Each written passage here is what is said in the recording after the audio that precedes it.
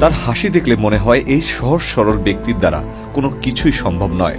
তবে ইনি ইব্রাহিম ত্রাওরে, বুরকিনা ফাসোর অন্তর্বর্তীকালীন রাষ্ট্রপতি, যে কাঁপন ধরিয়ে দিয়েছে পশ্চিমাদের মনে।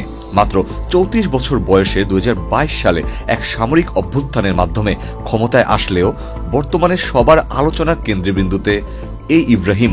মাত্র 34 বছর বয়স্ক এই যুবকের ভয়ে আছে যুক্তরাষ্ট্র থেকে শুরু করে গোটা পশ্চিমারা। কিন্তু কেন? এই তরুণ ক্ষমতায় আসার পর তার কয়েকটি সিদ্ধান্তের দিকে তাকাই, তাহলেই বুঝতে পারবেন পশ্চিমাদের ভয়ের কারণ। তার প্রথম কাজ ছিল ফরাসি সেনাদের দেশ থেকে তাড়িয়ে দেওয়া। বুরকিনা ফাসো ফ্রান্সের পুরনো উপনিবেশ ছিল। ইব্রাহিম ক্ষমতায় এসে বলেন, ফ্রান্স আমাদের সাহায্য করছে না, বরং দখল করছে। আমাদের নিজেদের নিরাপত্তা আমরা নিজেরাই দিতে পারবো। এরপর তিনি সোনা জাতীয়করণ করেছেন।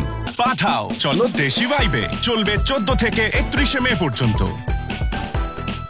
দেশের বড় বড় সোনার খনি পশ্চিমা কোম্পানিগুলোর হাতে ছিল। তিনি এগুলো জাতীয়করণ করে বললেন, আমাদের সম্পদ আমাদের জনগণের জন্য। এরপর রাশিয়ার সঙ্গে জোট বাঁধে ইব্রাহিম। তিনি রাশিয়ার সঙ্গে কূটনৈতিক ও সামরিক সম্পর্ক গড়েছেন, রাশিয়ান দূতাবাস খুলেছেন এবং ফরাসিদের জায়গায় রাশিয়ান সেনা সহায়তা নিচ্ছেন।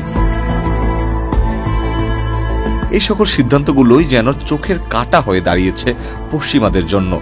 পশ্চিমা বিশ্ব বহু বছর ধরেই আফ্রিকার খনিজ তেল ও কৃষিপণ্য হাতিয়ে নিয়েছে অবিচারের মাধ্যমে। ইব্রাহিম যদি সফল হন, তাহলে অন্যান্য আফ্রিকান দেশও জেগে উঠতে পারে। এটা হবে পশ্চিমাদের জন্য দুঃস্বপ্ন।